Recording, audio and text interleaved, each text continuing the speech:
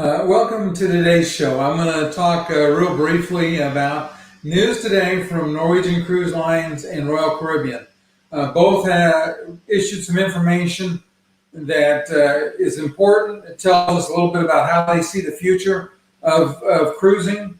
The information from NCL stirred a lot of controversy over exactly what it means, and they kind of issued a clarifying statement later to make it look better, but we're going to talk about all of it. We'll actually look at some of the words from their SEC filing, the 8K filing. It's available. All you got to do is Google it. You can find it easily. If we're meeting for the first time, my name is Ken Edmonds. And this channel, Traveling with the Chair, is designed to help people travel better and spend less. And in particular, I focus on providing information that's helpful to those that travel with mobility challenges or other kinds of challenges. Hopefully you can hear me. If you can, do me a favor, hit the like button so that I can tell. I would encourage you, if you have any questions, put them in the comments. We're going to talk about, actually, let me bring up the comments and go ahead and put it in the comments or in the chat box, so that if you have something to say, I can see that as well. So today, to start with, let's look at what happened with, bring up the screen here. I'm just going to bring this up. I hate PowerPoint, but today this was the only way really to do it. So to start with Royal Caribbean, they've made arrangements to start sending the crew home. And it's kind of interesting. There was some dispute back and forth between Royal Caribbean and the CDC on exactly the process, because they wanted the president of the company to swear that, and sign off that they'd be criminally liable if somebody that got off the ship violated the rules to get them home, because they had to go home by private transportation. They couldn't run a car. They couldn't stop to eat. I mean, there was a lot of very stringent requirements for them to travel home safely. And it's not that anybody thought that anybody on the ships had it. That's just a new protocol for right now with cruise ship employees as they come off the ship. So they brought, they're bringing their U.S. Cruise members home. Some of them are flying in. Some of them are coming in by ship, and then they'll be able to send them home. I'm not sure exactly. It says private transportation. I'm not sure exactly how they have that lined up. Then crews from the Philippines and Indonesia, they're going to fly home. The crews from India, because India is closed to air travel, they're literally going to put them on a ship and take a ship to India to let them get home. If you're from Canada, this is kind of funny, because if you're from Canada or Europe, you're going to go to London and then fly home. So I'm not sure I understand the logic behind taking somebody that's off the coast of the U.S. On a ship all the way to London to fly them home to Canada, but apparently they can't fly them directly to Canada.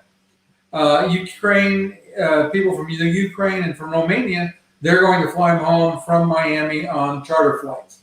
So all of those things are good news for the employees that are going to get to go home. You can think about how miserable it must have been for them to be stuck on a ship with none of the usual things to do and not knowing when they're going to go home. So they're going to get their crew members, and I think the total is around 10,000 people that they're going to be able to get home. The interesting thing is that does tell us actually a little bit about what Royal Caribbean sees as the future of cruising. Because if they were planning on starting in July, they wouldn't be sending a ship to India, and they wouldn't be sending all the crew home. So the reality is, and Carnival's talked about having to do this. We'll look at the NCL's filings as we go on in the thing today. And what you'll see is that most of the cruise lines don't expect to resume with a full fleet of ships and don't expect to resume right away. So as a result, they're transferring their ships from hot layup, which is what they've been in. Hot layup means that the ship is ready to go. You can put passengers on it tomorrow, is basically what it means. It said a week for a hot layup. So basically a week, and then you're ready to start sailing again. What happens when they go to cold layup is this is going to start to drag this process out. It said that it can take up to a month for to bring a ship from cold lay out to bring it up and have it ready to sail. And part of a cold layup is they take all the fabric materials that they're worried about having a chance of getting mold because of the humidity. They put them in a place where they can store it, keep it dehumidified. They start to run a minimal crew on board. They do everything they can to minimize the cost. But there's a reason for it. You look at the difference. A hot layup, they're spending somewhere between $2 and $3 million per ship per month. When they can get the ship transitioned to cold layup, that drops by $1 million to $1 million per ship per month. So it's a huge difference in the cost for the cruise line. And again, it's going to cost them a lot to send everybody home and get everybody back. But they're, in the interim, while they can have them at home, they're saving all this money from crew, from having to make payroll, basically, and feeding them and all the things that are associated with it. But the fact that it could take them a month to get the ship from cold layup back to ready to use tells you that they think it's going to be a more extended period of time, that at least some of their ships are going to be out of commission. Do me a favor, if you're watching this on the replay, and a lot of you will, the right hand up here, there'll be a button up here that where you can take a survey. I am asking everybody to give me your opinion either in the comments or in the chat box or by the survey, if whether or not you think NCL will survive. Because that was the question a lot of people were asking today. So I did some digging, and while I'm not an accountant, I have a little capability of reading the filings, and so let's look at what they said. This is from their 8K filing from Norwegian Cruise Lines that was filed today. And they said this, and I'm just going to read this. I hate reading slides, but we're going to read this. It says, our continuation as a going concern is dependent, among other things, our ability to increase our liquidity, and our conclusion regarding our ability to continue as a going concern could materially limit our ability to raise additional funds through the issuance of new debt or equity securities or otherwise. Hi, Pam. Yeah, I hope that they survive too. I have 2 cruise next deposits. I had an Alaskan cruise. They just canceled on me.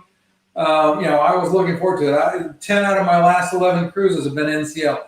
So I am very much an NCL fan, and I am so hopeful that they can continue on. But they're, the point they're making in this statement is they need to borrow money, but the fact that they're not sure they can survive without the money makes them less attractive to lenders. And NCL is not the only cruise line that's had to borrow money. Carnival raised about $3 billion in security sales and borrowing. Royal Caribbean did about the same amount. NCL is trying to raise somewhere between $1 and $2 billion. I forget the exact number. I should have made a note of that. But the question is going to be, can they survive? So they talked about some of the things that they're doing to ensure their survival. And for example, they're reducing the salary 20% for shoreside team members. They also furloughed about 20% of their people on shore. And that furlough is expected to run through July 31st.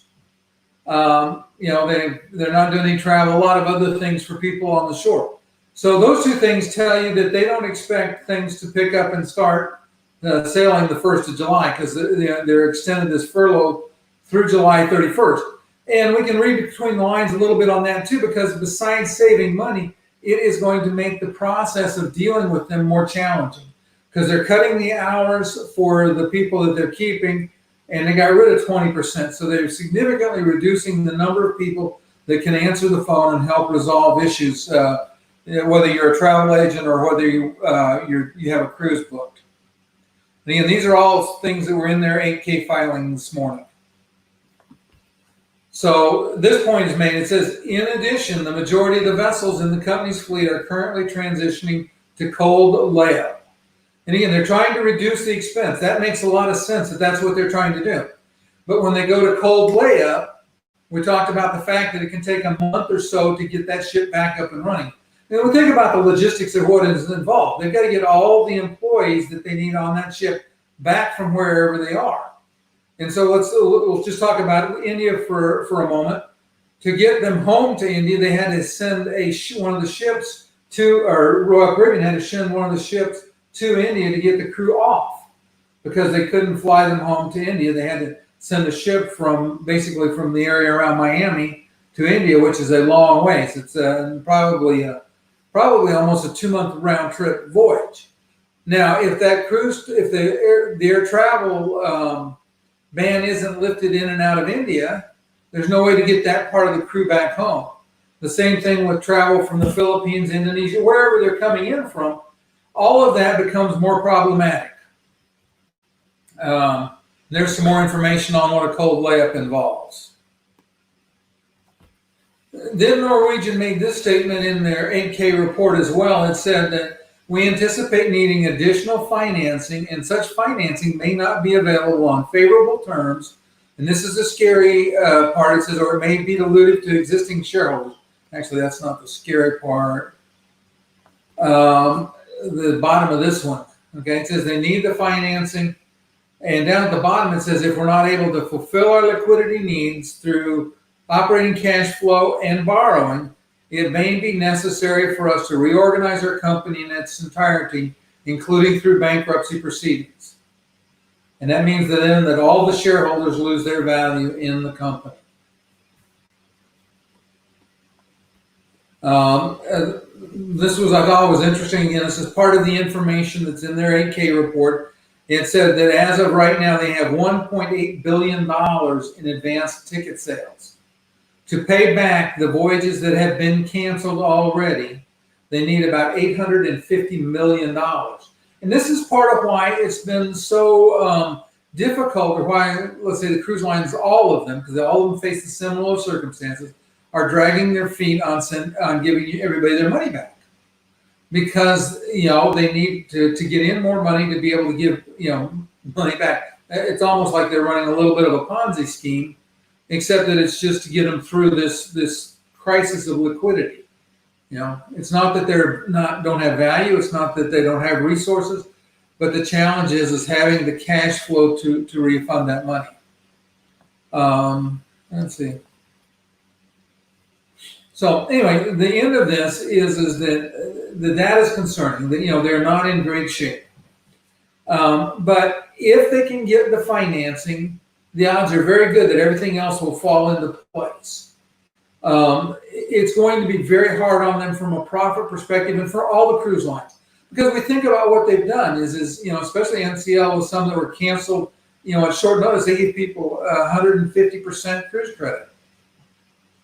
Okay, so that means when they rebook, they're going to get basically 30% less for that, in the way of cash for that cruise, because they gave them that extra money.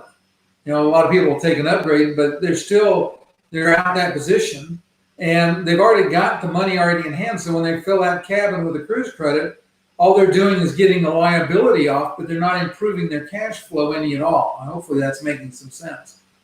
And they talked about in the 8K filing, like I said, I didn't want to go into the whole thing because it's pages and pages and pages, over 100 pages of information there.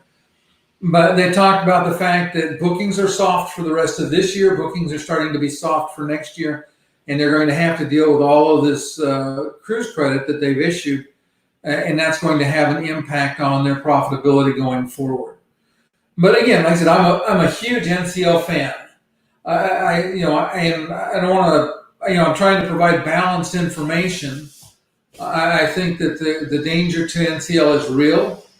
I think at the same time, I think that there is hope. I don't think I don't think they're going to file bankruptcy. I don't think they're to that point yet, but they definitely have got to get this financing done. It's kind of interesting. I've seen all over Facebook today this document that NCL sent out, and it talks about they're going to get $2.2 billion. But everybody misses in that document, there's a phrase that says contingent on getting this financing, that everything is going to be fine. And that means that they don't have the financing done. If they get the financing, I agree, everything's going to be fine. And I'm looking forward to sailing. Like I said, I was very disappointed that I lost out on the Alaska trip I had planned. I would sail NCL again in a heartbeat. I love them. I think they're a great cruise line. Hopefully this information was fair and balanced in your eyes, and hopefully it was helpful. If you like updates on cruise information, I try to keep updating as much as I can. I also do port talks, a lot of different things. So do me a favor, please go ahead and hit the like and the subscribe button. I could sure use some support on the channel. And thanks everybody for watching, and we'll see you next time. You guys have a nice evening.